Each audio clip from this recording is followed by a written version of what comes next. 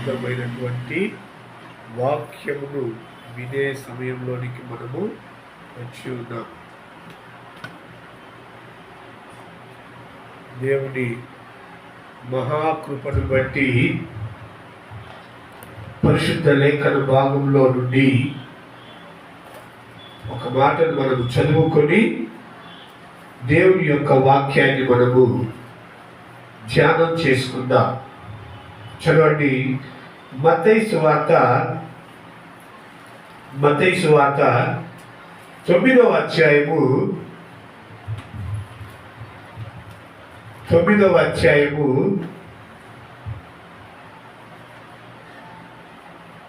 27వ వాక్యాన్ని మనం చదువుకుందాం.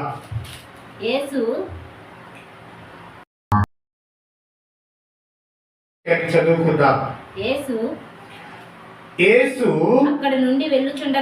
అక్కడ నుండి వెళ్ళుచుండగా ఇద్దరు గుడ్డివారు ఆయన వెంట వచ్చి దావీదు కుమారుడా మమ్మను కనికరించమని కేకలు వేసిరి. ఆయన ఇంట ప్రవేశించిన తరువాత ఆ గుడ్డివారు ఆయన యొద్దకు వచ్చిరి. యేసు నేను ఇది చేయగలనని మీరు నమ్ముచున్నారా అని వారిని అడుగగా వారు నమ్ముచున్నాము ప్రభువా అని ఆయనతో చెప్పిరి. అప్పుడు ఆయన వారి కన్నులు ముట్టి మీ నమ్మిక చొప్పున మీకు కలుగును గాక అని చెప్పినంతలో వారి కన్నులు తెరవబడెను. దేవునికి స్తోత్రం. హల్లెలూయా, హల్లెలూయా. చదవబడిన లేఖన భాగంలో ఆయన అనగా ప్రభు అయిన యేసు ప్రభుల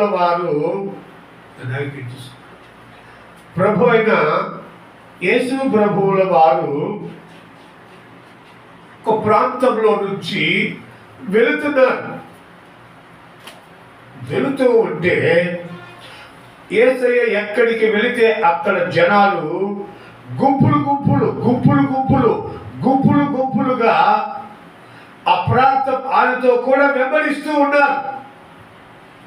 జన సమూహము ఆయన వెంబడిస్తూ ఉన్నారు. జనాలు ఎక్కడ అద్భుతాలు, ఎక్కడ స్వస్థతలు, ఎక్కడ ఆశ్చర్య కార్యాలు జరుగుతాయో జనులు అక్కడ ఉంటారు. ఇలాగ దేవుడు గొప్ప కార్యాలు చేస్తా ఈ భూలోకంలో సంచరిస్తున్నప్పుడు జనులు ఆయన బహుగా వెంబడించారు. జన సమూహం అంతా ఉంది. యేసయ్య దారిలో వెళ్తా ఉంటే జనులంతా ఆయన వెంట వెళ్తా ఉన్నారు. ఈ రోడ్డు ప్రక్కన గుడ్డివారు ఉన్నారంట. అక్కడ రాయబడిన మాట ఏంటంటే ఇద్దరు గుడ్డివారు. గమనించండి, ఇద్దరు గుడ్డివారు యేసయ్య త్రోవలో వస్తుంటే దావీదు కుమారుడా మమ్మల్ని కరుణించమని కేకలు వేశారు. ఆయన దారిలో వెళ్తున్నాడు. వీళ్ళు కేకలు వేయాల్సిన అవసరం ఏం లేదు. వచ్చి అయ్యా మమ్మల్ని కరుణించు అనొచ్చు. యేసయ్య వస్తున్నాడని తెలుసు కానీ ఎంత దూరంలో ఉన్నాడో, వారికి సమీపంలో ఉన్నాడో, వాళ్ళను దాటి వెళుతున్నాడో వాళ్ళకు తెలియదు. కారణం ఏంటంటే వారు గుడ్డివారు. ఆ పరిస్థితులలో వాళ్ళు ఏం చేయాలో వారికి అర్థం కాక యేసయ్య వెనక నుంచి వస్తున్నాడో, మన దగ్గర నుంచి వెళ్తున్నాడో, మనం దాటి వెళ్ళాడో కూడా తెలియని పరిస్థితులలో వాళ్ళకు చేతనైంది ఏంటయ్యా అంటే గట్టిగా కేకలేసేది. ఈ కేక వేయటం వలన యేసయ్య వెనక వైపు వినబడుతుంది. సమీపముగా ఉన్నా వినపడుతుంది, దాటి వెళుతున్నా వినపడుతుంది. దీన్ని వాళ్ళు ఆలోచన చేసుకొని కేకలు వేశారు, దావీదు కుమారుడా మమ్ముల కరుణించు అని. యేసయ్య వాళ్ళు కేకేసినప్పుడు విన్నాడు.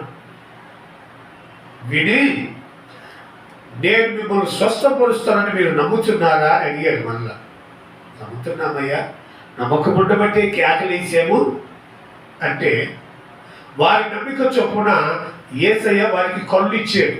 కానీ ఇప్పుడు మనం మాట్లాడే సందర్భం ఏంటంటే, యేసయ్య వెనక ఉన్నాడో సమీపంగా ఉన్నాడో వెళ్ళిపోయాడో గుడ్డివారు కనుక వారు చూడలేరు కనుక కేకలు వేశారు. అంటే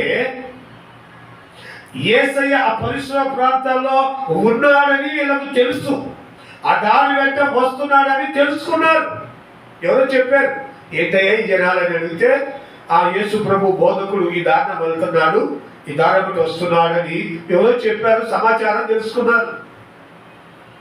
ఈ తెలుసుకున్న సమాచారాన్ని వాళ్ళు తడవు చేయకుండా, ఆలస్యం చేయకుండా, బద్ధకంగా కూర్చోకుండా, బద్ధకంగా పడుకోకుండా వాళ్ళు లేచి కేకలేస్తున్నారు, దావీదు కుమారుడా మమ్మల్ని కరుణించు.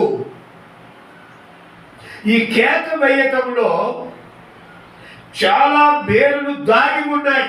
అది చెప్దామని మాట మీకు హెచ్చరిస్తున్నాను. సరే, వీళ్ళు రక్షణ కోసం కేక వేసానండి, కళ్ళు కావాలి, లేదా రక్షించబడాలి, లేదా జీవితం ఆశీర్వదించబడాలి, వారి కంటి చూపు కావాలి, వారి దేవుని వారి స్వరం వినిపిస్తే వారు స్వస్థ పొందుతారని ఆశతో కేకేసారు. ఓకే. మరొక ప్రదేశంలో దయ్యాలు కేక వేస్తున్నాయంట. ఇదేంటి? ఈయన రక్షణ కోసము కేక వేశారు, లేదు స్వస్థత కోసము కేక వేశాడు, మంచిదే. ఇంకొక ప్రదేశానికి, గెరాసేనుల ప్రదేశానికి దేవాది దేవుడైన యేసయ్య వెళితే అక్కడ దయ్యాలు కేక వేస్తున్నాయి. చూస్తారా? మాట చదవండి. 8వ అధ్యాయము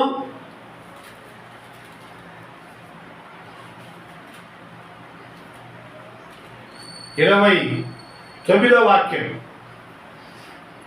మత్తయి సువార్త 8:29. ఇదిగో దేవుని కుమారుడా నీతో మాకేమి కాలము రాకమునిపే, మాతో నీకేమి మా కాలము రాకమునిపే మమ్మను బాధించుటకు ఇక్కడికి వచ్చితివా, రాకమునిపే ముమ్మారు బాధించుటకు ఇక్కడికి వచ్చితివా, మమ్మల్ని బాధించుటకు ఇక్కడికి వచ్చితివా అని ముమ్మారు కేకలు వేసెను. చూడండి, అక్కడ బాధించుటకు ఇక్కడికి వచ్చితివా అని కేకలు వేసింది. ముమ్మారు లేదా? కాలము రాకముందే మమ్మను బాధించుటకు ఇక్కడకు వచ్చితివా అని కేకలు వేశారు. ఎవరు? దయ్యం పట్టిన మనిషి. వాళ్ళేమో మా గుడ్డితనము పోగొట్టయ్యా అని కేకలు వేశారు గుడ్డివారు. దయ్యం పట్టినోడు ఏమని కేకలేస్తున్నాడు? మా కాలం ఇంకా రాలేదు, అప్పుడే మమ్మల్ని నశింపజేయటానికి వచ్చావా? ఈ కేకలో ఆ కేకలో ఎంత వ్యత్యాసం ఉందో చూడండి. వీళ్ళేమో రక్షించబడేదానికి కేకలు వేస్తున్నారు, రక్షించబడాలని లేకపోతే స్వస్థత పొందాలని వీళ్ళు కేకలేస్తున్నారు. దయ్యాలేమో మా సమయము రాకముందే, దయ్యపు కేకేమో చెడగొట్టే కేక. గుడ్డివాళ్ళేమో లోకం ఏమి కనపడక వీళ్ళ కేకేమో దృష్టి పొందాలని, రక్షణ పొందాలని వీళ్ళు కేకేస్తున్నారు. దయ్యమేమో దానికి సంబంధించిన కేకలు అది కూడా వేస్తారేమో. దేవుని బిడ్డలు కేకలేస్తారు. దయ్యం బిడ్డలు కూడా కేకలు వేస్తారు. దేవుని బిడ్డలు రక్షణ కొరకు కేకలు వేస్తారు, సువార్త కొరకు కేకలు వేస్తారు, దైవత్వము కొరకు కేకలు వేస్తారు. దైవ సంబంధమైన మనుషులు, సోతాను సంబంధులు కేకలు వేస్తారు. ఉపయోగం లేని విషయాల కొరకు, దేవుడి కార్యాలకు ఆటంకము కలిగే కేకలు వేస్తారు. అయితే ఒక సందర్భంలో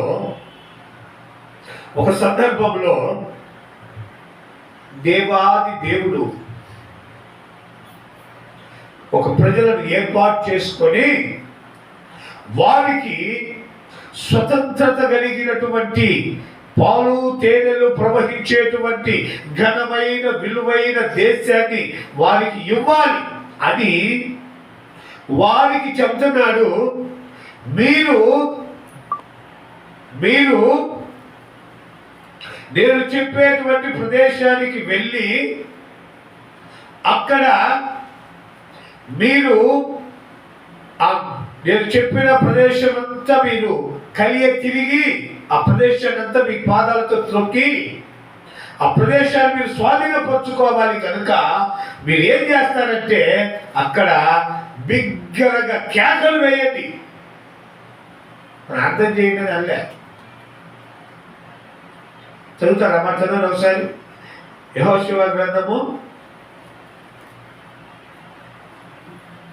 6వ అధ్యాయము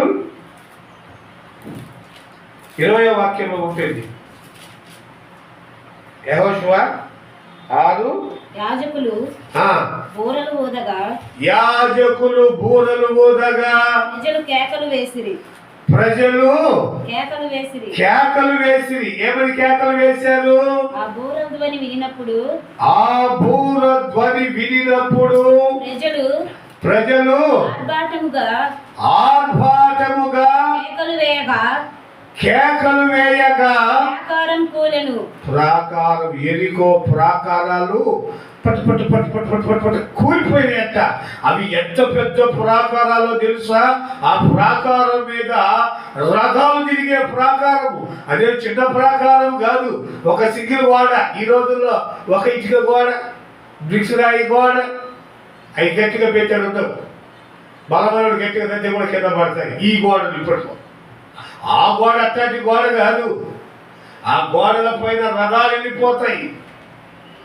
ప్రహరీ చేన గోడలు. ఒక ప్రహరీ గోడలు చూస్తే ఒక మనిషి కాదు కదా, 10 మంది మనుషులు పట్టిన ఆ రాళ్ళు కదలవు. అంత పెద్ద ప్రాకారాలతోటి పురాతన కాలంలో ఆ ప్రహరీ గోడలు నిర్మించేవాళ్ళు. ఇంత పెద్ద రాయి ఎలాగెత్తి పెట్టారని ఆలోచిస్తే అవి మనుషులతో కాదు, ఏనుగులతోటి బలమైన వాటితోటి చేపించిన ప్రహరీలు ఉన్నాయి. అయితే ఈ ఎరికో గోడలు చాలా బలిష్టమైనవి. దేవుడు చెప్తున్నాడు, మీరు పరుగు పారలు తీసుకొని పోతే ఆ గోడలు కూలవు. దేవునికి స్తోత్రాలయ్యా. మీరు స్తుతించాలి, బిగ్గరగా కేకలు వేయాలి, అరవాలి నీ శక్తి కొలది. యాజకులేమో బూరలు ఊతారు, మీరేమో కేకలు వేయాలి. దేవునికి స్తోత్రం, దేవునికి మహిమ కలుగును గాక, ఇశ్రాయేలు దేవుడు ఘనపరచును గాక అని గొప్పగా కేకలు వేయండి, ఆరాధించండి తండ్రిని. కొంతమంది అంటారు దేవుడు అల్లరికి కర్త కాదు, ఆయన మౌనముగా ఉండాలి అంటారు.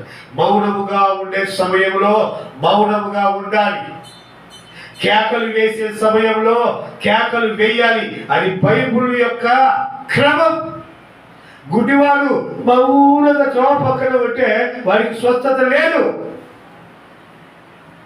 వాళ్ళు మౌనంగా ఉంటారు, ఆయన మౌనంగా వెళ్ళిపోతాడు.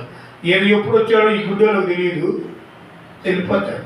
అందుకే ఆయన అంటాడు దేవుని వాక్యంలో, నీ నోరు బాగుగా తెరువు, దానిని నేను చెప్పండి. నోరు తెరవండి, నేను చర్చలు మాట్లాడుతాను. చెప్పండి, నీ నోరు బాగుగా తెరువు, దానిని నేను అంతేనా? మీరు మౌనంగా కూర్చోండి, నేను మిమ్మల్ని ఆశీర్వదిస్తానని ఉందే బైబిల్లో.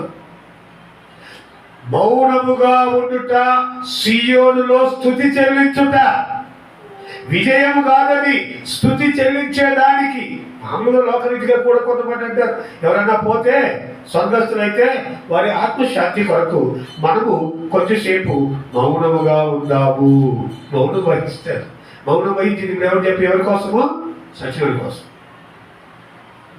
మౌనం వహించేవారు పాతాళంలోనికి దిగువారు, మౌనం వహించేవారు నీకు స్తుతులు కృతజ్ఞతాస్తుతులు చెల్లించలేరని బైబిల్ చెప్తుంది. దేవుని సన్నిధిలో మౌనముగా ఉంటే ఆయన వచ్చి చూస్తాడు. నీ హృదయంలో బాధ, వేదన, రోదన, శోధన ఏది ఉందో నువ్వేమడుగుతావు అది తెలియదు ఆయనకు. అడిగేటప్పుడు నువ్వు ఎలా అడుగుతున్నావు? నీ నోరు తెరిచి కేకలేసి దేవుని కృప కొరకు ఎదురు చూసి అడుగుతున్నావా? మౌనంగా నిద్రపోతున్నావా? చర్చలో నిద్రపెట్టావు లేరా? మొన్న ఒక చోట నేను ఒక ప్రార్థనా కూటానికి వెళితే కొంతమంది సేవకులు ఆ స్టేజ్ మీదకి పిలిచారు, కూర్చోండి అయ్యా, దేవుడి వాక్యం, సేవకులు కదా మీరు కింద ఉంటే ఎందుకు, కొంచెం పైనకి కూర్చోండి అని స్టేజ్ మీదకి పిలిచారు. పిలిస్తే అందరం కూర్చున్నాం, నేను కూడా ఉన్నాను అందులో. ప్రసంగికులు లేచి వాక్యం చెప్తున్నాడు. వాక్యం ఆయన చెబుతుంటే ఒక పాస్టర్ గారు శుభ్రంగా ఆయన కూడా ఇట్లా మనుషులకి వెళ్ళే కూర్చున్నాడు. ఇట్లా లోపల కూర్చుంటే ఎవరికి కనపడకుండా ఉండేదేమో. ఇట్లా మనుషులకి వెళ్ళే కూర్చొని అంటున్నాడు. ఆయన ఏమో సేవకుడు వాక్యం చెప్తున్నారు, కింద విశ్వాసులు వింటున్నారు, మేమంతా కూర్చున్నాము. ఈ మనిషి ఎంత భారమైన విషయాలుగా ఎంత ఉన్నాడో తెలియదు కానీ అంటున్నాను. నేను చూసి నాకే కనపడతానే వీళ్ళు. ఆ పక్కన పాస్టర్ నన్ను గుడిసి ఆయన లేపు ఆయన గుడిసిండు నెయ్యి వింటున్నా. ఏడ వింటున్నావు? ముసలి సౌండ్ వస్తుంటే ఏడ వింటున్నావు? కవర్ చేసుకున్నాడు. వచ్చేప్పటికి దేవుని కృపను బట్టి ప్రార్థన పూర్తిగా అయిపోకముందు లేదు వెళ్ళిపోయాడు. ఎందుకు? కారణం ఏంటి? చెప్పేట ఆయన ఈ నిద్రపోయడం లేపడానికైనా యేసు నామములో దేవునికి స్తోత్రాలు చెల్లించాడంటే ఈ కూడా గొప్పోడు వదులుతుందేమో. ఆయన ఒళ్ళు కదలకుండా చెప్తున్నాడు, ఈయన శుభ్రంగా నిద్రపోతున్నాడు. ఈయన కదలు, ఆయన కదలు. ఈయన వాళ్ళ పరిస్థితి ఏంటో మీరు అర్థం చేసుకోండి. చూడండి, కారణం ఏంటంటే దేవుని సన్నిధిలో యాక్టివ్గా ఉండాలి. ఆయన బద్ధకస్తుని ఎప్పుడు ప్రేమించడు. ఎందుకు చెప్తున్నానంటే ఆయన చెప్తున్నాడు, మీరు బద్ధకంగా ఉంటే ఈ ఎరికో గోడలు కోల్చబడవు. ఈ ఎరికో గోడలు కోల్చబడాలంటే మీరు ఆర్భాటంతో కేకలు వేయండి, స్తుతించండి, స్తోత్రాలు చెప్పండి, పాటలు పాడండి, దేవుని గణపరచండి. మీ ముందు ఈ సాతాను గారి యొక్క ఎరికో గోడలు కోల్చబడతాయి. మీరు అందులో ప్రవేశిస్తారు, ఆ దేశాన్ని స్వాధీనపరుచుకుంటారు. మీలో ఉన్నటువంటి ఆ ఆర్భాటము దేవుని కృపను చూస్తారు. మీరు మౌనంగా ఉసూరు మట్ట కూర్చుంటే ఎవరినంటే వీడియో నాకాడికి ఉసురు మొక్కలాగా ఉండే అని శాస్త్రమే అనుకుంటారు. అదే యాక్టివ్ ఉంటే ఆయన చాలా యాక్టివ్గా ఉంటాడు అన్ని విషయాల్లో. అది సంపాదించుకోమని దేవుని వాక్యం చెప్తుంది. మీరు ఆర్భాటముతో కేకలు వేస్తే మీరు ఆ యొక్క ఎరికో గోడలు కోల్చబడి, సతాను గోడలు కోల్చబడి దేవుని ఆశీర్వాదాన్ని మీరు చూస్తారు అని చెప్పారు. వాళ్ళు కేకలు వేసారు, ఎరికో గోడలు కోల్చబడ్డాయి. సరే, ఇక ఆయన ఒకటి ఆగిపోయిందా ఈ కేకల వ్యవహారం? ఈ కేకల యొక్క సందర్భం అంతటితో ఆగిపోయిందా? ఇంకో సేవకుడు దేవుడు చెప్పాడు, నాయనా నీవు ఇశ్రాయేలీల తరపున యుద్ధానికి వెళ్ళి వారి పక్షమును యుద్ధం చేయి అన్నాడు. ఈయన అంటాడు, నేనంత యోగ్యత లేని వాడినయ్యా, నేను రాజును కూడా కాదు, ఈ ప్రజలు నా మాట వింటారో లేదో, పైగా వారికి సైన్యం చాలా ఎక్కువ ఉంది, మా ప్రజలు చాలా తక్కువ ఉన్నారు, ఇది ఎన్ని చెప్తా ఉన్నాడు. దేవుడు చెప్తాడు, బాబు అవన్నీ నాకు తెలుసు, తెలియకనే నేను నీకు చెప్పలేదు, అవన్నీ నాకు తెలుసు, నీ పరిస్థితులు నాకు తెలుసు, నీ బలహీనతలు నాకు తెలుసు, నీ బ్రతుకు నాకు తెలుసు. తెలియకుండానే నీకు ఈ పని అప్పచెప్పట్లేదు, నాకు అన్నీ తెలుసు. నువ్వేం చేస్తావంటే నేను చెప్పినట్టు చెయ్యి, వెళ్ళి యుద్ధంలో నిలబడి అక్కడ నిలబడిన తర్వాత ఆర్భాటంతో కేకలు వేయి, నీ ప్రజలతో కూడా కేకలు వేయించు, నీకు నేను జయాన్ని ఇస్తాను. ముందు ఆ మాట చదవండి, న్యాయాధిపతులు చదవండి, ఆ మాట మీకు చూపిస్తాను నేను. న్యాయాధిపతుల గ్రంథము 7వ అధ్యాయము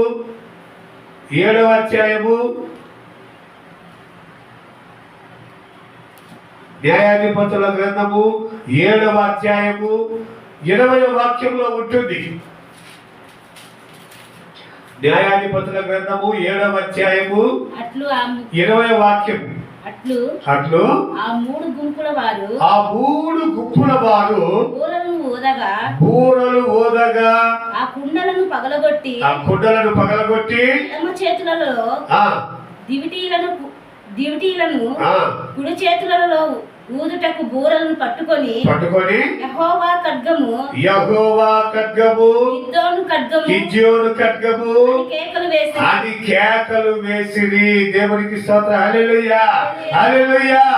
గిద్యోను ఖడ్గమే యెహోవా ఖడ్గము. కేకలు వేసారు, కేకలకు భయపడిపోయి ఆ శత్రు జనాలు గుండెలు ధరిసిపోయి వాళ్ళలో వాళ్ళే ఒకరినొకరు కూర్చుకొని వచ్చారంట. కింద చదువుకుంటే ఉంటాడు. దేవుడు చెప్పాడు, నువ్వు భయపడబాక, వాళ్ళు ఎంతమంది, ఇంకా 1 కోటి మంది ఉంటే భయం ఏముంది, వాళ్ళలో వాళ్ళే ఒకరికొకరు పొడుచుకొని వచ్చేదానికి ఎంతమంది ఉంటే నీకు భయం ఏంటి? గిద్యోను ఖడ్గము ఇది యెహోవా ఖడ్గము. ఏయని కేకలు, జయాన్నిచ్చేవాడు దేవుడు. నీ నోరు తెలిసి కేకవేయి దేవుడి సన్నిధిలో. దేవుడు చెప్తున్నాడు, మౌనముగా ఉండేవారు మృతులంట. దేవునికి స్తోత్రం. హల్లెలూయా, హల్లెలూయా. మృతులు, మౌనముగా ఉండేవాళ్ళు మృతులంట. పాతాళములో అక్కడ కృతజ్ఞతాస్తుతి ఉండదు, మౌనంగా ఉంటారు. ఎక్కడ పాతాళం. అయితే పరలోకంలో ఏముంటుందో తెలుసా? దేవుని దాసులు ఆయనను సేవించుచు ముఖ దర్శనము చేయుచునుందురు, ముఖ దర్శనము చేయుచునుందురు. ఆనందమే నూతన యెరూషలేము పట్టణము తిరుగికై అలంకరింపబడుతున్నది. నూతన యెరూషలేము పట్టణము తిరుగికై అలంకరింపబడుతున్నది. ఆశ్రయమైనది నిషిద్ధమైనది చేయువను, ఆశ్రయమైనది నిషిద్ధమైనది చేయువను. యెహోవాను దానిలో లేరు, యెహోవాను దానిలో లేరు.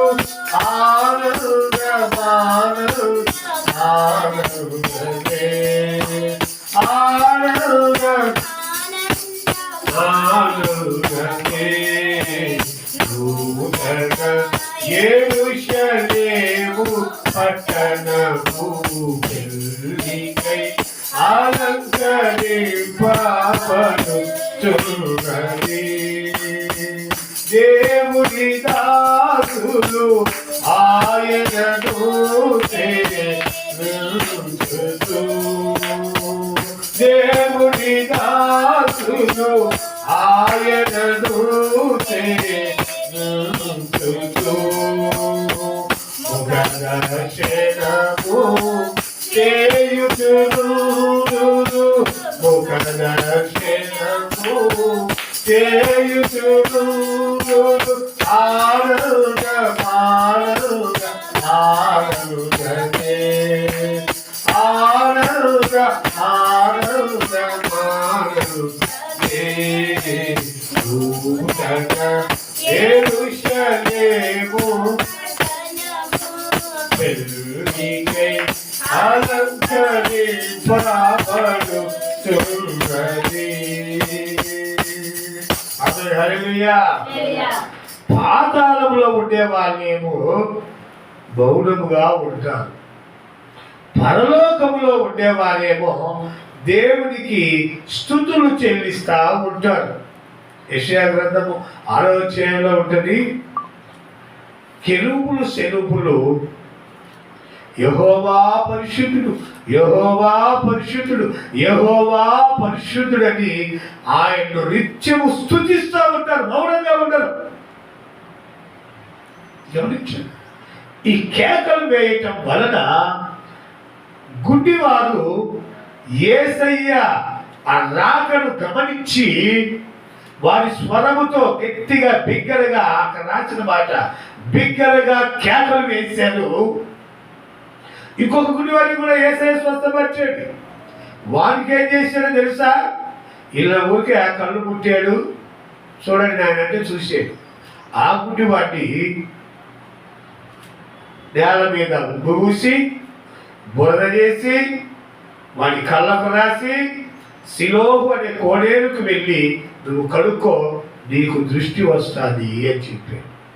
గమనించండి, ఇక్కడ ముట్టి స్వస్థపరిచిన దేవుడు అక్కడ ముట్టి స్వస్థపరచడా? స్వస్థపరచలేడా? అడిగే తీరులో ఉన్నటువంటి, అది చెప్తున్నాను మీకు, అడిగేటువంటి పరిస్థితిని బట్టి స్వస్థతనిచ్చాడు. అది హృదయంలో ఏముందో దేవుడు భూమి మీద పూసి బురద పూసి మరలా అక్కడికి పంపించి, వీళ్ళనేమో అలాంటి పనులు ఏం చేయలే. ముట్టాడు, అడిగాడు, నేను స్వస్థపరుస్తానని మీకు నమ్మకం ఉందంటే ఉందయ్య అన్నాడు. వెంటనే ముట్టాడు, స్వస్థపరచుకున్నాడు. గమనించాడు. గుడ్డివారు ఇంకో గుడ్డివారు కూడా స్వస్థపరిచాడు, అది కూడా చెప్తాడు. అది కళ్ళు ముట్టి ఇప్పుడు చూడు అన్నాడు, తీసాడు. ఎలాగుంది అన్నాడు. అయ్యా మనుషులేమో చెట్లలాగా కనపడుతున్నారు. చూడండి, మనుషులు వృక్షంలా వాడి పరిస్థితి. ఒక్కొక్క మనిషికి ఒక్కొక్క మనస్థితి ఉంది అక్కడ. వీళ్ళనేమో చేతులతో ముట్టి స్వస్థపరిచాడు. ఇంకొక గుడివాడిని ఏమో బురద మూసి అక్కడికి వెళ్ళి కడుక్కొని చూపు పొందమన్నాడు. వీరికేమో ప్రార్థన చేసాడు కానీ ముట్టి స్వస్థపరిచాడు కానీ చూడరా లోకాకంటే వీడి అవిశ్వాసం ఏందో. మనుషులంట వృక్షాలలా కనపడుతున్నారట, చెట్లులాగా పొడుగు కనపడుతున్నారు. ఎలా కనపడుతుందా? అయ్యా కనపడుతుంది కానీ మనుషులు వృక్షాలలా కనపడుతున్నారు. మరలా ప్రార్థిస్తే ఇప్పుడు తేటం కనపడుతుంది.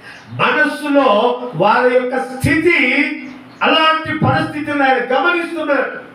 హృదయ అంతర్భాగాలలో ఉన్నటువంటి మన స్థితిని మన తండ్రి గమనించి సమాధానం ఇచ్చే దేవుడు. మగ్దలేని మరియ, పాపిష్ఠురాలైన మరియ, పాపాత్మురాలైన మరియ విలువ కలిగిన అత్తను తీసుకొచ్చి ఆయన పాదాలకు పోస్తే ఈ పక్కన ఆయన అనుకుంటున్నాడు, ఏంటి ప్రభు ఆమె తాకొద్దని అర్థం లేదు, ఆ పాపాత్మురాలు కదా, ఈయన కూడా మలినమైపోతాడు కదా అని మనసులో అనుకుంటున్నాడు. బయటికి వెళ్ళే. ఇక్కడ ఉంది ఆ మాట. యేసయ్య అంటాడు, నాయన ఆమె పాపాత్మురాలు కావచ్చు కానీ ఆమె పాపాలు క్షమించబడ్డాయి. నేను నీ ఇంటికి నువ్వు భోజనానికి పిలిచిన నీవు కళ్ళు కొనుక్కోవటానికి నీళ్ళు ఇవ్వలేదు, ప్రేమగా తెరుచుకోలేదు. ఏదో డబ్బు ఉంది కాబట్టి భోజనం పెడతానని పిలిచావు, అక్కడ కూర్చొని తింటానని చూస్తున్నా. గమనించండి, ఆమె అయితే ఆమెకున్న సమస్యాన్ని ఆ విలువైన అత్తరుగా మార్చి నా పాదాలకు పూసి ఆమె పాపాలు క్షమించబడిన కారణంగా నా పాదాలు ముద్దు పెట్టుకుంటూ నన్ను ఆమె హృదయంలో అంతగా ఆరాధిస్తుంది. బయటకు చెప్పట్లేదు, కానీ ఆమె హృదయము నా ప్రేమతో నిండిపోయింది. నువ్వు భోజనాన్ని పిలిచావు, నువ్వు అనుకుంటున్నావు. పిలిచావు, డబ్బులు ఉన్నాయి కనుక, ముందు పెడతావు కనుక పిలిచావు. నీకు సంపూర్ణమైన స్థితి లేదు. నీకు ఇంకా పరిపూర్ణమైనటువంటి ఆ దైవ ప్రేమ నీలో కనపడటం లేదు. గమనించండి, అంతర్భాగాలలో ఉన్నటువంటి పరిస్థితులను గుర్తుపట్టే దేవుడు మనము ఆరాధిస్తున్న దేవాది దేవుడు. అలాగా ఈ గుడ్డి వారి అంతర్భాగాలలో ఒక్కొక్కరి స్థితిని బట్టి వారికి స్వస్థతనిచ్చిన దేవుడు కేకలు వేసి దేవుని స్వస్థతను పొందారు. కేకలు వేసి ఎరికో గోడలు కూల్చారు. కేకలు వేసి యుద్ధంలో జయము పొందారు గిద్యోను వారి యొక్క దేవుని బిడ్డలు. ఈ కేక వేయటంలో ఎన్నో సందర్భాలలో జయాన్ని పొందారు దేవుని బిడ్డలు. ఈ కేకలు ఇంకో కొంతమంది వేసారు. ఎవరో తెలుసా? కేకలు వేసిన వాళ్ళు ఇంకా ఉన్నారు. నోవాహు గారి కాలంలోకి వెళ్తే ఓడ మునిగి తేలిపోతా ఉంటే వీళ్ళందరూ మునిగిపోతా కేకలు వేస్తున్నారంటే, అయ్యా తలుపుని, నువ్వు చెప్పిన మాట వినక మేము నాశనం అయిపోతున్నాము, చచ్చిపోతున్నాము. గమనించండి, కేకలు వేసే ఒక గొప్ప ఉంది. ముందు చెప్పారు దేవుని బిడ్డలు, మీరు మునిగిపోతారు, వర్షం వస్తుంది, నా మాట వినండి, రక్షించబడండి అని. వచ్చినప్పుడు చూద్దాండి, ఇప్పుడు ఏం కాదు, అంత ఇప్పుడు మునిగిపోతుందా అని నిర్లక్ష్యము చేసి ఆ ఉగ్రత వచ్చినప్పుడు అప్పుడు కేకలేస్తున్నారు. అయ్యా అయ్యా తలుపు తీయటం నా అవసరంలో లేదు, దేవుడే దాని తలుపు మూసివేసి తలుపు తీయటానికి నేనెవరిని? చెప్పినప్పుడు వింటే మీరు కాపాడబడేవారు, రక్షించబడేవారు. చెప్పినప్పుడు మీరు వినలే, ఇప్పుడు చేయటం నా చేత కాదు. నరకయాత అనుభవిస్తున్నా ధనవంతుడు కూడా అన్నాడు, నేను ఎలాగో ఈ వేదనకరమైన స్థలంలో బాధపడుతున్నాను, నా సహోదరుల కన్నా చెప్పొస్తానయ్యా. అక్కర్లేదు, అక్కడ ప్రవక్తలు ఉన్నారు, అక్కడ దేవుని పిల్లలు దేవుని వాక్యం ప్రకటిస్తున్నారు. వారి మాటలు వింటే వారు రక్షించబడతారు. చచ్చిపోయి నువ్వు పోతే దయ్యమని పరిగెడతారు. నీకు ఆ ఛాన్స్ లేదు. నువ్వు బ్రతుకున్నప్పుడే నీకు ఆ ఛాన్స్. నువ్వు మారాలన్నా, అనేకులకు సువార్త ప్రకటించాలన్నా, కొన్ని ఆత్మలు రక్షించాలన్నా, నీవు దేవుని యొక్క మహిమ కిరీటాన్ని పొందాలన్నా, లేదు దేవుని ఉగ్రత తప్పించుకోవాలన్నా, ఏది చేయాలన్నా మనిషిగా ఉన్నప్పుడే అది నీకు. నమ్మి బాప్తిస్మము పొందిన వాడు రక్షించబడతాడు, నమ్మని వాడికి శిక్ష విధించబడుతుంది. నమ్మాలంతే, నువ్వు చేయాల్సింది చేయాలంతే. నువ్వు చేయకుండా మానేసి ఇప్పుడు నేను రక్షించబడతానంటే ఆ ఊపిరి వెళ్ళిపోయి నువ్వు అక్కడ అవతల దాటిపోయిన తర్వాత అప్పుడు ఏం చేస్తానన్నా ఇక అక్కడ నీకు అవకాశం లేదు. అందుకే దేవుని బైబిల్ చెబుతుంది, మీరు బ్రతుకుండగానే మీకు చేతనైన పని ఏదైనా శక్తి వంచన లేకుండా చేయండి. మీరు వెళ్ళేటువంటి ఆ పాతాళములో ఇక మీకు ఉపాయము లేదు, మీకు ఆలోచన లేదు, మీకు ఒక నిర్ణయం కూడా లేదు. ఇప్పుడు మీరు ఏదైనా నిర్ణయించుకోవచ్చు, అక్కడ నిర్ణయాలు లేవు. కేక వేసేది ఇక్కడ ఉంటుంది, అక్కడ లేదు. ధనవంతుడికి ఏదో కృపను బట్టి నోరిస్తే మాట్లాడేది, ఆ చిట్కలేలు నీళ్లు ఉంచి అట్లా గొంతులో వేయమంటే ఇక్కడ వారు అక్కడికి, అక్కడి వారు ఇక్కడికి రాకుండా మీ మధ్యలో అగాధం ఉంచబడినది. అక్కడ ఛాన్స్ లేదు. కనుక ప్రియమైన దేవుని బిడ్డలారా, ఈ కేకలు వేసేటువంటి అనుభవం ఏమిటంటే దేవుని కొరకు కనిపెట్టి దేవుణ్ణి మనలోనికి ఆస్వాదించుకోవాలని, దేవుని వలన స్వస్థత పొందాలని, దేవుని వలన ఆశీర్వాదాలు పొందాలని, సాతాను కోటలు కూల్చబడాలంటే నువ్వు కేకలు వేసి దేవుని అడగాలి, ప్రార్థించాలి. ఆయన కృప కొరకు ఎదురు చూడాలి. నీ నోరు బావుగా తెలిస్తేనే ఆయన దాన్ని నింపుతాడు. నువ్వు మౌనముగా ఉంటే నువ్వు పాతాళంలోనికి దిగిపోతావు. మౌనముగా ఉండేవారు నీకు స్తుతి చెల్లించరు. మౌనముగా ఉండేవారు పాతాళంలోనికి దిగుతారు. మౌనముగా ఉంటే దేవుని దీవెనను పొందలేవు. ఆయన వెళ్ళిపోయేవాడు దాటి గుడివారు మౌనంగా ఉంటే కేకలు వేసేది. ఒకప్పుడు దావీదు సౌలు రాజు వెంబడించి చంపాలని చూస్తూ ఉంటే ఆయన చేసిన తప్పేం లేదు, పాపమేం లేదు. వెంబడించి చంపాలని ఎక్కడుంటే అక్కడికి వెళ్ళిపోతున్నాడు. కొండ గుహల్లో దాక్కుంటే అక్కడికి వెళ్ళిపోతున్నాడు. అలాంటి పరిస్థితులలో దావీదు తప్పించుకొని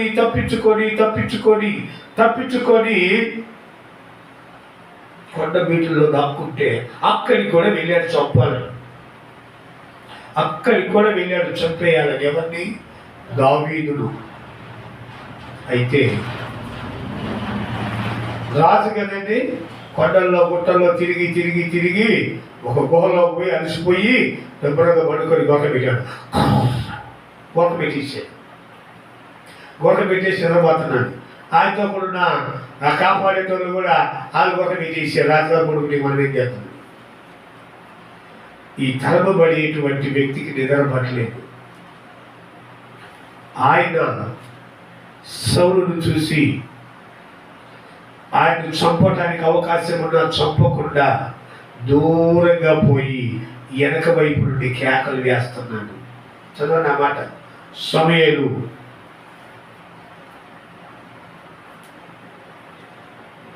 పత్రిక, మొదటి సమూయేలు గ్రంథము 21వ అధ్యాయము 6వ వాక్యంలో ఉంటుంది. మొదటి సమూయేలు గ్రంథము 21వ అధ్యాయము 6వ వాక్యము చదువు. అంతటా యెహోవా సన్నిధి నుండి తీసివేయబడిన సన్నిధి రొట్టెలు తప్ప 24వ అధ్యాయం చదువు. 24 సౌలు 6వ వాక్యము. 24వ అధ్యాయం 6వ వాక్యం. ఇతడు యెహోవా చేత అభిషేకం నొందినవాడు గనుక యెహోవా చేత యెహోవా చేత అభిషేక్తుడైన నా ప్రభువునకు నేను ఈ కార్యం చేయను యెహోవాను బట్టి అతని నేను చంపను అని తన జనులతో చెప్పెను. ఈ మాటలు చెప్పి దావీదు తన జనులను అడ్డగించి ఆయన చంపటమే కాదు తన జనులను కూడా చంపనిలా. ఈ పక్కన వాళ్ళు అన్నారు, ఇతని వల్ల మనకి ఇది కష్టాలు, ఎడి వద్ద తిరుగుతున్నాము, నువ్వు చంపమని పక్కమో నేను చంపేస్తామన్నాడు. అయితే వాళ్ళని కూడా అడ్డగించాడు దావీదు. చదువు.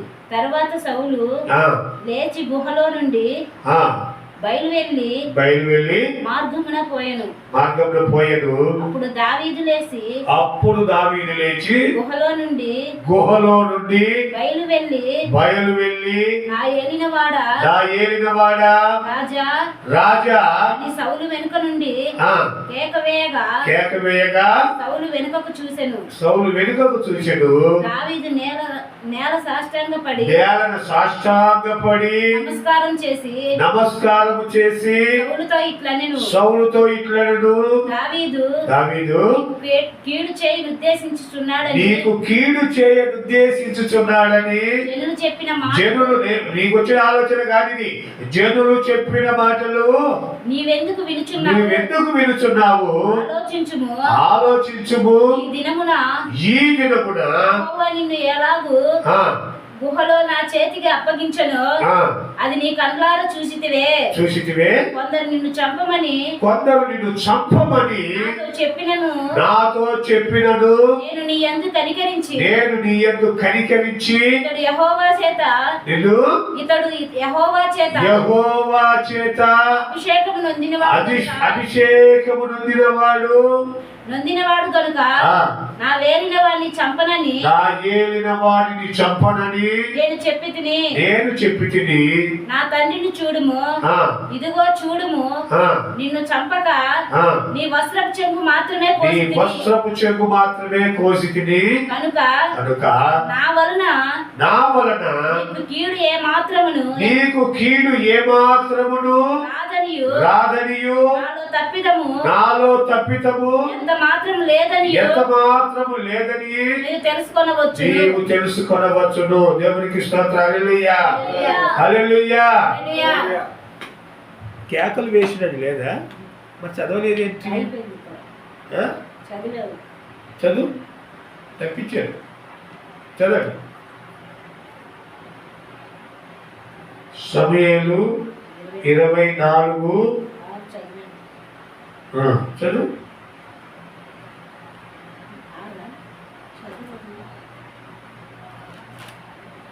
కేకలు వేసేది ఆయన. స్టోరీ మొత్తం తెలియదు. దేవునికి స్తోత్రం.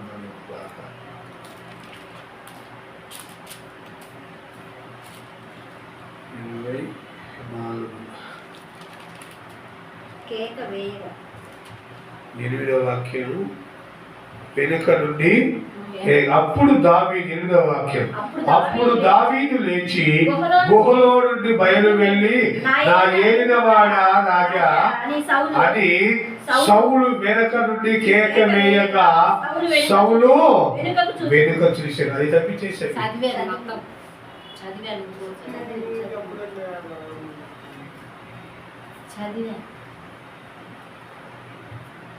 అతడు యెహోవా చేత అభిషేకము పొందినవాడు గనుక యెహోవా చేత అభిషిక్తుడైన నా ప్రభువునకు నేను ఈ కార్యము చేయను.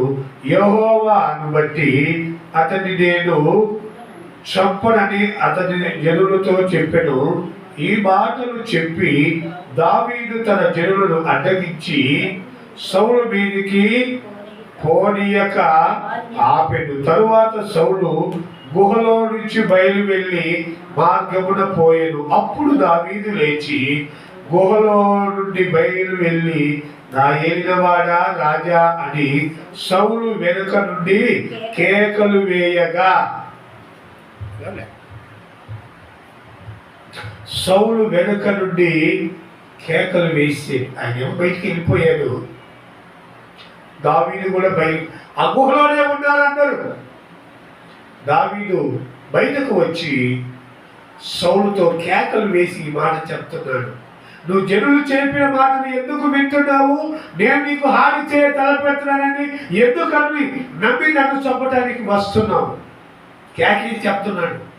దగ్గర ఉండి చంపేస్తాడు. దూరంగా ఉండి కేకలు వేసి చెప్తున్నాడు. సౌలు కూడా అంటాడు ఒక సందర్భంలో, నాయన ఇది నీ స్వరమే దావీదు, నీవు తప్ప వేరొకరు. అవును నేనే. ఇద్దరికి ప్రేమైతే ఉంది కడుపులో, కానీ సాతాను కలిగించేటువంటి ఈ కుతంత్రాలు లేకపోతే సాతాను పెట్టేటువంటి ఈ అనుమానాలు లేకపోతే సాతాను పెట్టేటువంటి ఈ యొక్క వ్యర్థమైన ఆలోచనలను బట్టి దావీదును చంపేదానికి వెళ్తున్నాడు. దావీదు సౌలు పక్కన ఉండుంటే అపజయం ఉండేది కార్యము. ఎందుకంటే దావీదు దైవాత్మ పూర్ణుడు. సౌలుకు దయ్యం బట్టి దురాత్మ బట్టి అల్లాడిపోతుంటే దావీదు వచ్చి వీణ వాయిస్తే ఆ దయ్యం వెళ్ళిపోతుంది, అంటే రక్షించబడుతున్నాడు. ఆ బాధలో నుంచి నివారణ పొందుతున్నాడు సౌలు. అలాంటప్పుడు ఆ దేవుని బిడ్డ దైవ ఆశీర్వాదాలు కలిగిన వాడు, దేవుని కట్టడలో నడిచేటువంటి దావీదు సౌలుతో కూడా ఉండి ఉంటే తన ప్రాణాలు కాపాడబడేవేమో. దూరం చేసుకొని ఆ సాక్ష్యం ఎవరు చెప్పారో తెలుసా? ఫిలిష్తీయులు అంటారు ఆ సాక్ష్యం. ఈ దావీదును నమ్మి నువ్వు మన వెనకాల వేసుకొస్తున్నావు ఐగుప్తులు అంటారు, ఫిలిష్తీయులు అంటారు. ఫిలిష్తీయులకు సాయంగా వెళ్తుంటే ఈ దావీదును నువ్వు నమ్ముతావేమో రాజు, మేము నమ్మము. సౌలు అంటే దావీదుకు ఎంతో ప్రేమ. ఆ యుద్ధం లేకపోయినాక ఆ సౌలు మనం చంపబోయేది ఈ దావీదు చూసాడనుకో, తిరిగి మనల్ని చంపుతాడు. ఆయన చేసేటువంటి మేలు వచ్చి ఎత్తున కూర్చుంది, ముందు ఆయన ఎనికి పంపి. చూడండి, ఈ విరోధులకు కూడా అర్థమవుతుంది. సౌలు చనిపోయే స్థితి వస్తే దావీదు ఆగలేడు, సౌలు కలిగి తిరుగుతాడు, ఎదురు మనల్నే చంపుతాడు, ఆయన పంపించేసే ముందని ఫిలిష్తీయులు అంటున్నారు. అంటే దావీదుకు సౌలు అంటే అంత భక్తి, అంత విలువ. ఎందుకయ్యా అంటే దేవుడు అభిషేకించబడిన వాడని, అంతేగాని అనేదో సూర్యుడని కాదు. దేవుని చేత, ఘనమైన దేవుని చేత ఆయన అభిషేకించబడ్డాడు. నా దేవుని చేత అభిషేకించబడ్డాడు కనుక ఆయన నేను విలువగా చూసుకోవాలి, ఘనముగా చూడాలి. అది ఆయన కోరిక. ఇలాగా దావీదు సౌలును కేకలేసి తన మనసులో ఉన్న మాటను సౌలుకు తెలియజేసిన అక్కడ ఉపయోగం లేకుండా పోయి, సౌలుకు హృదయంలో ఉన్నా అతనున్న పరిస్థితులు, అతనున్న స్థితి ఈయన్ను చంపాలనే తప్ప రక్షించే ఆలోచన లేదు. ఈ కేక వేయటం వలన ఇతని యొక్క తాత్పర్యము రాజుకు తెలియపరచబడింది. దేవునికి స్తోత్రం. హల్లెలూయా, హల్లెలూయా. కనుక ప్రియమైన దేవుని బిడ్డలారా, ఈ మధ్యాహ్న కాల సమయంలో దేవునికి మన పరిస్థితులను ఎలాగ తెలియచేస్తున్నాము? కేకలేసి దేవుడు వినేటట్టుగా కేకలేస్తున్నామా? నోట్లో గొనుక్కొని పక్కోళ్ళకు కూడా వినపడకుండా నిద్రపోతూ ఏదో దేవుడికి రెండు మాటలు చెప్తున్నాము అని చెప్తున్నాము. గమనించండి, ఇవన్నీ పరిస్థితులు జరుగుతూ వచ్చిన తరువాత ఒకసారి ఒక అరణ్యంలో కేక వినపడుచుంది. చదవండి ఆ మాట. లూకాసు వార్త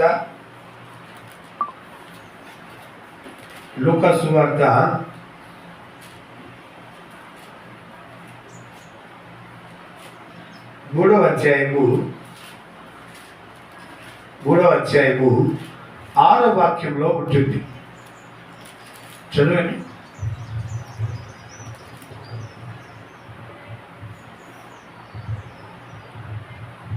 అంతటా అతను వచ్చి పాపక్షమాపణ నిమిత్తము మారు మనసు విషయమై బాప్తిసం పొందవలనని యోర్దాను నది దేశమంతటా ప్రకటించుచూ వచ్చాను. ప్రభు మార్గమును సిద్ధపరచుడి, ఆయన త్రోవలు సరళము చేయుడి, ప్రతి పల్లం కూర్చబడును, ప్రతి బండయు మెట్టయు పల్లము చేయబడును, వంకర మార్గములు తిన్నవి అగును, కరుకు మార్గములు. అరణ్యములో ఒక కేక వినబడెను అని అరణ్యం సకల శరీరులు దేవుని రక్షణ చూతురు అని అరణ్యములలో కేకలు వేయుచున్న ఒక శబ్దము. అది చదువు. ఎన్నో వాక్యము? 3 లాస్ట్ చదువు. 6వ వాక్యం చదువు. అని అరణ్యములో కేకలు వేయుచున్న ఒక శబ్దము విని, అది అరణ్యములో కేకలు వేయుచున్నటువంటి ఒకని శబ్దము అని ప్రవక్త అయిన యెషయా సకల దేవునికి స్తోత్రం. హల్లెలూయా. 6వ వాక్యం మళ్ళా చదవండి. లూకాసు వార్త 3:6. సకల శరీరులు దేవుని రక్షణ చూతురు అని అరణ్యములో కేకలు వేయుచున్న ఒకని శబ్దము. అది చదువుకుందండి. అరణ్యములో కేకలు వేస్తున్నారు. ఏమని? మారు మనస్సు పొందండి, ఇంకో చోట రాయబడింది, సర్వసంచారమా రాబో యుగతుల గురించి తప్పించడానికి మీకు బుద్ధి చెప్పిన వాడెవడు? మారు మనసుకు తగిన ఫలములు ఫలించండి. మారు మనసు తగిన ఫలములు ఫలించకపోతే ఫలించని ప్రతి చెట్టు నరకబడి అగ్నిలో వేయబడుతుంది. ఆయన కేకలేసి ప్రకటిస్తున్నాడు యోహాను గారు. ఆయన ఆ ప్రకటనలో కేకలు వేస్తున్నాడు, అరణ్యములో కేకలేస్తున్నాడు. ఆయన జన్మమే అందుకు. ఆయన కంటే ముందు బాప్తిస్మం ఇచ్చిన వాళ్ళు ఎవరు లేరండి. యోహానే బాప్తిస్మం అనేటువంటి ఆ ఘనమైన కార్యక్రమాన్ని బయట చేసి బయటికి తీసుకొచ్చే యేసు ప్రభువుల వారు కూడా ఆయన చేత బాప్తిస్మం పొందిన నిమిత్తం యోర్దాను నదిలోనికి దిగితే యోహాను తగ్గించుకొని, అయ్యా నేను నీ దగ్గర పొందాలి బాప్తిస్మం, నీవు అగ్నితో బాప్తిస్మం ఇచ్చే మహాగరుడు అయ్యా, నేను నీకు ఇచ్చేవాడిని అని అంటే యేసు ప్రభు తగ్గించుకొని ఏమన్నాడంటే, నీతి యావత్తు ఇలాగ నెరవేర్చబడాలి అని మనకు తగి ఉన్నది.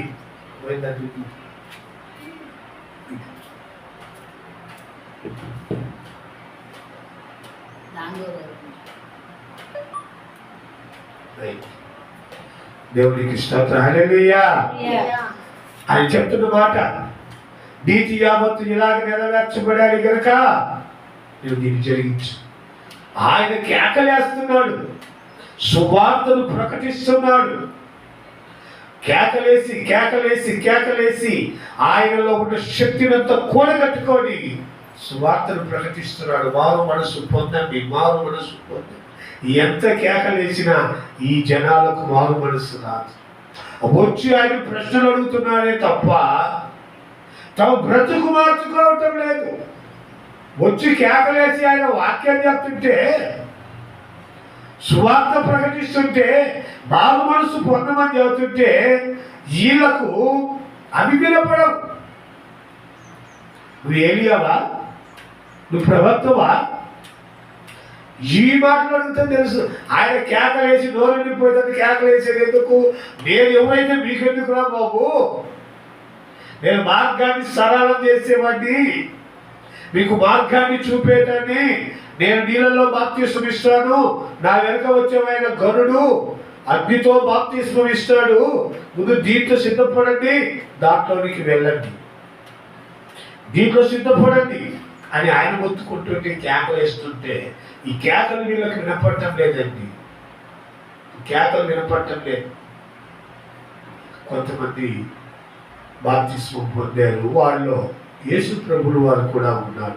ఆయన కేకలు వేస్తే అనేకులకు మారు మనసు వచ్చింది. ఆ మారు మనసు దేవుని విషయమై ఖర్చు పెట్టి ఉన్నట్టుగా ప్రకటించిన మహాగరుడు బాప్తిస్మం ఇచ్చేటువంటి యోహాను. అలాగా దేవుని కృపచేత నడిపించబడుతుంటే ఆ కేకలు వేసిన వాళ్ళ పరిస్థితులన్నీ ఒక్కొక్క కేకలో ఒక్కొక్క విజయాన్ని చూశారు, ఒక్కొక్క కేకలో మారు మనస్సులు ఇచ్చారు, ఒక్కొక్క కేకలో స్వస్థత పొందారు. సాధారణంగా కేకలేసి పొందులోకి చేరారు. అయితే ప్రభు అయిన యేసు ప్రభువు కూడా కేకలు వేశారు. ప్రభు అయిన యేసు ప్రభుల వారు కూడా కేక వేశారు. ఎక్కడ వేశారు చదవండి అన్నమాట.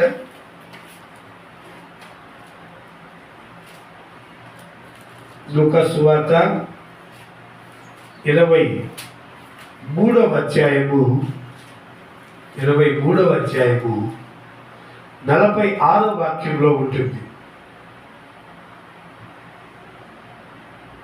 అప్పుడు యేసు, లూకా సువార్త 23:46 వాక్యం. అప్పుడు యేసు గొప్ప శబ్దంతో కేక వేసి తండ్రి, నీ చేతికి నా ఆత్మను అప్పగించుకొనుచున్నాను. దేవునికి స్తోత్రం, హల్లెలూయా, హల్లెలూయా. ఎందుకు కేకలు వేయాలి యేసు ప్రభువుల వారు? దేవునికి ఏమన్నా వినపడదా? తండ్రి ఆ కుమారుని శ్రమ చూడటం లేదా? ఆయనను నలగగొట్టుటకు ఆయనకు ఇష్టమాయను అని బైబిల్లో ఉంది. నలగొట్టి పెట్టారు, ప్రాణం తల్లడిగిపోయేటట్టుగా ఎండలో ఎలాడదీశారు. ఆ భయంకరమైన పరిస్థితులలో యేసు ప్రభుల వారు చివరిగా ఏలీ ఏలీ లమా సబక్తానీ, నా తండ్రి నన్ను ఎందుకు చేయి విడిచావు? ఈ ఘోరమైన శిక్ష, ఈ భయంకరమైన బాధ నేను అనుభవిస్తున్నానయ్యా, ఇంకా నాకు చాలు, నా ఆత్మను నీ చేతికి అప్పగించుకొనుచున్నాను. ఎవరు తీశారు యేసయ్య ప్రాణం? ఇప్పుడు చెప్పండి. సిలువేశారు, నలగొట్టారు, ప్రక్కలో బల్లెంతో పొడిచారు, చిత్రవద చేయాల్సినంతా చేశారు. ప్రాణము ఆయన వశంలో ఉంది, ఆత్మ ఆయన వశంలో ఉంది. ఆయన ఆత్మను ఎవరు తీసేయలేదు, ఆత్మ తండ్రికి అప్పగించుకున్నాడు. చూడండి, ఆత్మ తండ్రికి అప్పచెప్పుకున్నాడు. అందుకే బైబిల్ దగ్గర ఉంది, పరిశుద్ధుల ఆత్మలు వారి స్వాధీనంలో ఉంటాయి, వారి స్వాధీనంలో ఉంటాయి. దైవజనులైన యేసన్న గారు చనిపోతూ చివరి దినాల్లో భయంకరమైన పరిస్థితులలో బాగా బాధపడిపోతుంటే ఆయన కనీసం ఆ ప్రదేశం, ఆయన పుట్టిన ప్రదేశము అక్కడికి తీసుకెళ్దాం, ఏదో మానవ శక్తితో ఏదైనా చేయాలని అనుకుంటే ఆయన తీసుకెళ్తా ఉంటే ఆయన సృహలో లేనప్పటికీ కొంత దూరం పోయిన తర్వాత సృహ వచ్చి వేసి ఎక్కడికి వెళ్తున్నాం, ఎక్కడున్నాం అని సైకిల్తో అడిగితే ఇట్లా వెళ్తున్నామన్నా, నెల్లూరు దగ్గరలో ఉన్నామంటే వద్దు, తీసుకెళ్ళి రేపటి గుంటూరు గోరట్ల మనని. నా దేవుడిని నేను అడిగాను, నాకు 6 నెలలు టైం ఇయ్యా, 6 నెలలు టైం ఇయ్యి, నేను అన్ని చక్కబెట్టుకొని ఎవరికి ఏమేమి బాధ్యతలు అప్పగించాలో అప్పగించుకొని నేను తర్వాత నీ దగ్గరికి వస్తానయ్యా, అప్పుడు ఆత్మ నీకు అప్పగించుకుంటాను. చూడండి, అని ప్రార్థన చేసుకుంటే దేవుడు అనుగ్రహించి, నా సమయం అయిపోయింది, ఇంకా నేను తండ్రి దగ్గరికి వెళ్ళిపోతాను, నా ఆత్మను తండ్రికి అప్పగించుకుంటాను, నేను ఇంటికి తీసుకెళ్ళి. చూడండి, పరిశుద్ధుల ఆత్మలు వారి స్వాధీనంలో ఉంటాయి. యాకోబు కూడా మంచం మీద పడుకొని కాళ్ళు ముడుచుకొని తన ఆత్మను అప్పగించుకో. పరిశుద్ధులు వారి మరణ దినం వారికి తెలియపరచబడతారు. పరిశుద్ధులకు ఆ ఆత్మను అప్పగించేటువంటి పరిస్థితులు వాళ్ళకి అర్థమవుతాయి. అది అనుభవించే వాళ్ళకి తెలుస్తుంది. బెల్లం తిన్న వాడికే తెలిసే తీయగా ఉంటుంది. ఆత్మస్థితిని అనుభవించే వాడికి తెలుస్తుంది ఆత్మస్థితి ఎలా ఉంటుందో. ఆ బెల్లం తినడే చేతిగా ఉంటుంది, పుల్లగా ఉంటుంది, అట్లా ఎందుకు తెలియదు రుచి. అనుభవించేవాడు లేక తిన్నవాడు రుచి చూసుకునేవాడు ఏమంటాడు? బెల్లం తీయగా ఉంటుంది అని చెప్తాడు. ఆత్మస్థితి కూడా అంతే. ఆత్మను అనుభవించేవాడికి, ఆత్మ చేత నడిపించబడే వాళ్లకు, ఆత్మ విషయంలో ధ్యానంలో ఉండేవారికి వారి పరిస్థితులు వాళ్లకు అర్థమవుతాయి. అందుకు ఆ రోజుల్లో మహాభక్తులు భయపడదు, ఎందుకంటే వారి స్థితి వాళ్ళకు తెలుసు, వాళ్ళ పరిస్థితి వాళ్ళకు తెలుసు. అందుకు భయపడరాలు. మా దేవుడు మమ్మల్ని కాపాడితే మా దేవునికి ఎంత మేము నడిపించుకోవాలి. ఆ యొక్క అధైర్యం వాళ్ళ హృదయాల్లో ఉంటుంది కాబట్టి వాళ్ళు భయపడరు. తండ్రి కేకలేసి తన ప్రాణాన్ని అప్పగించి, అయ్యా ఈ చివరి క్షణాల్లో నేను మౌనంగా ఉండలేదయ్యా, ఇంతవరకు నీ కొరకు నేను గొర్రెపిల్లలాగా అన్ని శ్రమలు అనుభవించాను, విశ్వాసులకు చెప్పాను, నా కొరకు ఏడవద్దు, మీ కొరకు మీ పిల్లల కొరకు ఏడవమని పురవాసులకు చెప్పానయ్యా. నన్ను హింసించే వారి కొరకు ప్రార్థించాను, మీరేం చేస్తున్నారో మీరు ఎరగరు, వీరిని క్షమించమని. తల్లి బాధ్యతలు అప్పగించాను, పరిస్థితులన్నీ ముగించాను, సమాప్తం అయ్యింది అని ఇక నా పనంతా ముగించాను, ఇప్పుడు నా ఆత్మ నీకు అప్పగిస్తున్నానని కేక వేసి మౌనంగా కాదు, మౌనంగా తల ఉంచుకొని చచ్చిపోలేదు. కేక వేసి తన ఆత్మను అప్పగించాడు. కేక వేయటంలో ఎంత ఘనత ఉందో మీకు చెప్తున్నాను. ఈ కేకల వెనుక ఒక దీవెన ఉంటుంది. ఈ కేక వెనుక ఒక ఆశీర్వాదం ఉంటుంది. కేక వేయటం వల్ల స్వస్థత కలిగింది. కేక వేయటం వల్ల సాతాను గోడలు కూర్చోబడ్డాయి. కేక వేయటంలో యుద్ధంలో జయం వచ్చింది. కేక వేయటం వల్ల సందర్భాన్ని తెలియజేశాడు. కేక వేయటం వల్ల మారు మనసు వచ్చింది. కేక వేయటం వల్ల తన ఆత్మను తండ్రికి అప్పగించాడు. చివరిగా ఒక మాట చదవండి. ప్రకటన గ్రంథము 6వ అధ్యాయము 10వ వాక్యంలో కొంతమంది కేకలేస్తున్నారు. ఆ కేకలు చదువుకుందాం.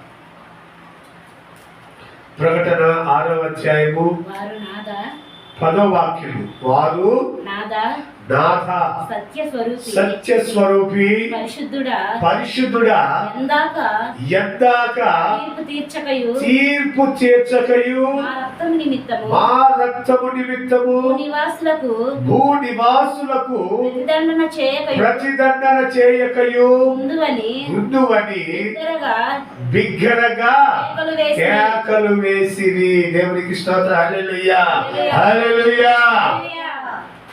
చూడండి, వీళ్ళెవరు? దేవుని కొరకు హతసాక్షులుగా చంపబడిన వ్యక్తులు. దేవుని మార్గములో ఉన్నందువలన హత్యకు గురైన వారు, దేవుని మార్గములో ఉన్నందువలన అనేక శ్రమలు అనుభవించి చంపబడి, కొంతమంది పెద్ద పులులు సింహాలకు బలిగా అర్పించారు, మనకి నైవేద్యంగా పెట్టేసారు. కొన్ని పాత సింహాల సీరియల్లో చూస్తూ ఉంటే ఈ చరిత్ర, అపోస్తుల చరిత్రలు, దేవుని బిడ్డల చరిత్రలు చూసినప్పుడు ఇక్కడ కనపడతాయి. వందల మందిని ఇలాగ నిలబెట్టేసి మోకరింపజేసి సింహాలు పులులను వాళ్ళ మీదకి వదులుతారు, తిరిగి చంపేసేయండి అనేది. ఇలా చెప్తారు, మీ దేవుడు వచ్చి కాపాడుకోమని. చూడండి, వారి పిల్లలు వాళ్ళ ముందు పులులు వచ్చి నవ్వి చంపేసాయి. భర్తను భార్య ముందు కొరికి చంపేసాయి. భార్యను భర్త ముందు కొరికి చంపేసి అశక్తులు. దేవుని బిడ్డలు హతసాక్షులుగా మార్చబడ్డప్పుడు నేను కూడా అది చూసి చెల్లించిపోయా. దేవా, నువ్వు దేవాది దేవుడు కదయ్యా. నీ కొరకు నిలబడిన ఈ ప్రజలు అంత ఘోరంగా చంపబడుతుంటే గుండెలు అలిసిపోయేలాగా తన పిల్లలు తన ముందు పులి చంపేస్తుంటే ఎంత బాధ అనుభవిస్తాడండి. భార్యను భర్త ముందే పులి పట్టుకొని పీకి తినేస్తుంటే అసలు ఎవరికి రాకూడదు అలాంటి పరిస్థితి. భర్తను భార్య ముందే ఒక సింహం చీల్చుకొని తినేస్తుంటే ఎలా ఉంటుంది ఆ దయానీయమైన పరిస్థితి? మనము వర్ణనాతీతమ బాధ అని నేను బాధపడి అది చూసినప్పుడు, ఎందుకు దేవా ఇలాగ జరిగింది? ఎందుకు జరిగింది? నీవు కాపాడాలంటే కాపాడగలవు కదా. శద్రక్ మేషక్ అబేద్నెగోను అగ్నిలో వేస్తే కాపాడలేదా? దానియేలు సింహం బోన్లో వేస్తే కాపాడలేదా? మరి వాళ్ళు కాపాడిన దేవుడు వీళ్ళని కాపాడలేదు? ఆరు నిండాలు ఏకరీతిగా ఉన్న దేవుడు కదా అని నాకు నేను ప్రశ్నించుకొని మొదలుపెట్టి దేవుని దగ్గర అడిగాను. ఎందుకు రాదు జరిగిందో నాకు తెలియదు అని కొంచెం మనసులో బాధతోనే అడిగాను. దేవుడు ఆ రాత్రి నాకు తెలియజేసిన విధానము, అబ్రహాము ఇస్సాకును బలి ఇవ్వనటువంటి ఆ వాక్యాన్ని గుర్తు చేసి, నాయన యేసుబాబు వస్తున్న మినిస్ట్రీ వెళ్ళదు, యేసుబాబు దేవాది దేవుడైనా నన్నే నువ్వు అడిగే స్థితికి వచ్చేసావయ్యా. సరే, నువ్వు అడిగినావు కాబట్టి నేను నీకు వివరిస్తున్నాను విన్నది. కలరూపకంలో దేవుని వాక్యాన్ని బయలుపరిచి, ఇస్సాకును బలిచ్చేదానికి అబ్రహాము నేను అడిగినప్పుడు ఆయన ఇంటికా నుంచి బయలుదేరి మొదలుకొని మోరియా పర్వతము వచ్చే వరకు మదిలో కృంగిపోతూ బాధపడుతూ ఎక్కసపడుతూ మళ్ళా కొడుకు అడిగాడు. గొరపలేదు నాన్న, బలిచేదానికి కట్టెలు ఉన్నాయి, కట్టెలు ఎక్కడంటే దేవుడే చూసుకుంటా నేను పైకి చెప్పినా హృదయంలో కృంగిపోతూ నలిగిపోతూ బాధపడుతూ ఇక తండ్రి బాధ ఎంత ఉందో అంత వెళ్ళగక్కుతూ ఎవరికి చెప్పలేక, భార్యకు కూడా చెప్పలేక, భార్య చెబితే భార్య పిల్లలు ఇస్తాను పిల్లలు తీసుకుపోయి ఆ చంపి పడేస్తాను నేను ఏమంటే మంచోడివే నువ్వు మొగుడు అయితే కానీ నా కొడుకు తీసుకుపోయి నువ్వు తప్పొద్దు పోయో నన్ను తప్పయ్యో నా పిల్లలు తప్పొద్దు అని ఏ తెలియడం బాధ తండ్రి బాధను భార్య కూడా చెప్పుకోలేక కుమారునికి చెప్పలేక పని వాళ్ళకు ఎవ్వరికి చెప్పలేక గుడ్డలు అవిసిపోయేలాగా బాధపడుతూ పిల్లలు తీసుకొచ్చి అక్కడ కట్టిపడేసి కత్తి తీసుకున్నాడు చంపేసి. ఆయన బాధ ఎంతో దేవాది దేవుడు ఈ మనుషుల బాధ ఎంత బాధ ఉంటుంది అర్థం అవ్వాలని చేసి అప్పుడు తండ్రి పిలుస్తున్నాడు అబ్రహాము, అబ్రహాం ఈ ఒక్కగాడు ఒక కొడుకైన ఇస్సాకును బలి పొందు. తండ్రి బాధ ఏంటో ఆ మరణ ఎలాగుంటుందో మనుషులకు తెలియాలని నేను చేసిన పనే తప్ప ఈ కొడుకు నాకెందుకయ్యా, అడుగో నా కొడుకు గొర్రె పిల్ల అయినటువంటి దేవాది దేవుడు జగత్తు పునాది వేయబడక మునిపే నియమించబడిన గొర్రె పిల్ల అదిగో పొదలో ఉంది, దాన్ని తీసుకొచ్చి బలి. నీవు పడే ఆ వేదన, ఆ రోదన, ఆ శోధన నేను ఎలాగ అనుభవిస్తానో నీకు తెలియాలా. దానికి చేసేది దచ్చ నా కుమారుని బలి, నాయన నీ కుమారుడు అవసరం లేదు నాకు. ఆ బాధ నేను అనుభవిస్తాను. చూడండి, మన ఎడల తండ్రికున్న, ఈ మానవాళి ఎడల తండ్రికున్న అపారమైన ప్రేమ. ఆయన బలి అయ్యా, నువ్వు తీసి నీ కొడుకును కాపాడుకో, నీ కొడుకు తండ్రి పెద్ద అవుతాడు, నా కొడుకును బలి. అతని ఆత్మ అతని స్వాధీనంలో ఉంటుంది. అతను ఈ సకల ప్రపంచ మానవాళి కొరకు బలి పశువు, పరిశుద్ధమైన బలి పశువు. ఆయనలో ఏ దోషము ఏ క్రోధము లేదు, క్రోధ మదమాశ్చర్యాలు లేనివాడు, నిందారహితుడు, తన కొరకు తాను ఏది చూసుకొనక అనేకులకు స్వస్థత, అనేకులకు ప్రాణభిక్ష, అనేకులకు ఆహారము, అనేకులకు మారు మనసు, అనేకుల కొరకు పుట్టి పెరిగి వారికి అనేకమైన గొప్ప కార్యాలు చూపించి తిరిగి బలి అయిపోయిన యేసయ్య ఆ ప్రేమను అక్కడ చెప్పి, మరి నాకెంత బాధ ఉంటుంది నాయన, నా కొడుకు నా ముందే చిత్రవద చేసి చంపుతుంటే ఈ ప్రజలు నేను అనుభవించలేదా ఆ బాధను. వీరికి రక్షించాలంటే రక్షించకనే ఉండినట్లు యెహోవా హస్తము కురుచ కాలేదు. వీరిని కాపాడితే బలమైన ఘనమైన సంఘము కట్టబడాలంటే వీరు హతసాక్షులుగా మార్చబడాలి.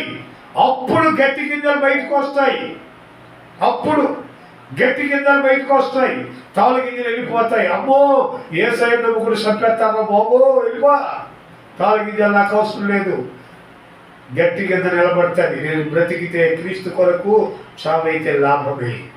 దేవుని కొరకు చనిపోయి హతసాక్షిగా మార్చబడుతుంది. అది గట్టి గింజ, అది నిలబడుతుంది. ఈ ఓటి గింజలు పోతే పోనీ నాకు అవసరం లేదు. చూడండి దేవుడి యొక్క నిర్ణయం. వీళ్ళు చంపబడ్డారా, ఈ పాప శాప పాపపు కాలాన్ని వదిలిపెట్టేసి హతసాక్షులుగా మార్చబడి అదిగో బలిపీఠం కింద కనపడుతున్నారు. నారా సత్యస్వరూపి, ఎంతవరకు మా రక్తాపరాధము గురించి నీవు తీర్పు తీర్చక యుద్ధము బిగ్గరగా కేకలేసి అడుగుతున్నారు. ఈ విధముగా చంపబడిన హతసాక్షులు మరి కేకలు దేవుడు వింటున్నారు. ఉండయ్యా మీకు తీరుస్తారు, కొంచెం సమయం అట్లా రాశారు, కొంచెం సమయం ఆగండి. మీ రక్తాపరాధము గురించి మేము న్యాయం తీర్చకుండా అనుకుంటే అన్యాయస్తులైన దేవుడిని కాదు, మిమ్మల్ని మీరు ఏ విధంగా శిక్షించి చంపారు మీరు కేకలేస్తున్నారే, ఆ కేకలకు ఒక రోజు ముగింపు ఉంది. ఆ బాధను వాళ్ళు అనుభవిస్తారు. మీరు కొంతకాలమే అనుభవించారు, క్షణాల్లో జరిగిపోయింది. వారి కట్టగాదు, అగ్ని ఆరదు, పురుగు చావదు, యుగ యుగములు నరకాగ్నిలో వ్యాధిని అనుభవిస్తారు. దాన్ని దృష్టి గుర్తుపెట్టుకోండి. మీరు కొంతకాలం క్షణికం ఏమేమి చంపింది, క్షణాలు చంపి పడేసేది, కానీ యుగ యుగములు శిక్ష అనుభవించారు. వీళ్ళందరూ ఇచ్చేసిన వాళ్ళందరూ హతసాక్షులుగా చనిపోయినారు. క్షణాల స్టెఫెన్ అంటాడు, ఇది చిన్న చిన్న దాంట్లో ఎంతసేపు పడతారయ్యా, అదిగో నా తండ్రి సింహాసనం వద్దు లేచి నిలబడి స్వాగతం ఒకరైతే చంపాయి నేను వెళ్ళిపోతాను నా తండ్రి దగ్గరికి. చూడండి, ఆ పరసంబంధమైన వాటి మీద ఆశ ఉన్న మనుషులకు ఈ భూమి మీద ఏ ఆశ ఉండదు. ఎప్పుడు నా తండ్రికి దగ్గరికి నేను వెళ్తున్నాను, ఎప్పుడు నా తండ్రి దగ్గరికి నేను వెళ్తాను. పాట ఉంది కదా, అందరికి ఎప్పుడు నేను వెళ్ళేదల్ ఆగుపడుచున్నది గమ్యస్థానము. అందరికి ఎప్పుడు నేను వెళ్ళేదల్ ఆగుపడుచున్నది గమ్యస్థానము. అచ్చటాన్ని చూసేదాను పరిశుద్ధులెల్లరి, అచ్చటాన్ని చూసేదాను పరిశుద్ధులెల్లరి. పరలోకము నా దేశము పరదేశిని జిల్లా మాయలోకమేగనే యాత్రికుడను. పరలోకము నా దేశము పరదేశిని జిల్లా మాయలోకమేగ నేను యాత్రికుడను. మనం పరదేశంలోకి వెళ్ళేటువంటి యాత్రికులం. ఆ యాత్ర ముగించే వరకు మనం అనేకమైన విషయాల్లో దేవుని కొరకు కేకలేస్తాము. చెరువు ఒక మాట చదవండి, ముగిస్తాం. అపొస్తలుల కార్యము 16వ అధ్యాయము 28వ వాక్యం ఒకసారి చదవండి.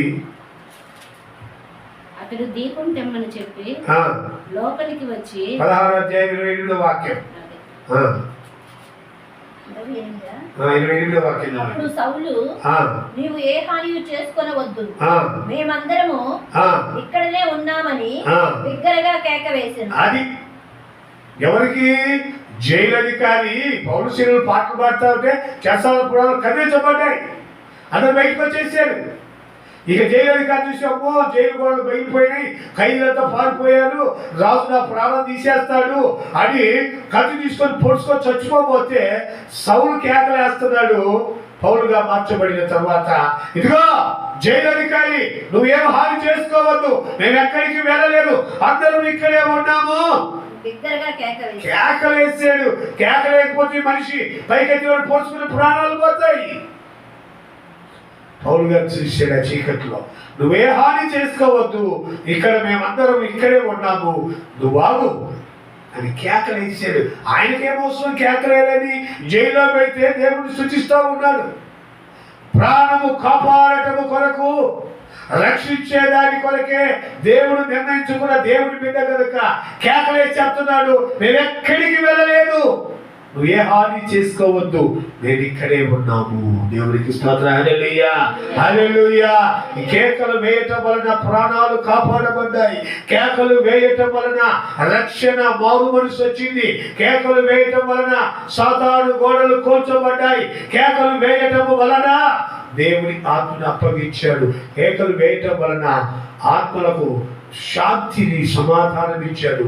మా రక్తాపరాధము గురించి ఎందాకని వాళ్ళకు తీర్పు తీర్చకుండా ఉంటామంటే దేవుని బిడ్డలకు దేవుడు చెప్తున్నాడు, మీరు కొంత సమయం ఆగండి, యుగ యుగంలో వారికి శిక్ష ఉంది, మీరు కొంతకాలము అనుభవించారు కనుక మీరు ఆగండి, దేవుడు మీకు సహాయం చేస్తాడు అని ఈ కేక వేయటంలో ఉన్న గొప్పతనాన్ని మనము తెలుసుకున్నాము కనుక దేవుడు కుటుంబాన్ని, ఒక్కొక్క ప్రాణిని, ఒక్కొక్క ఆత్మను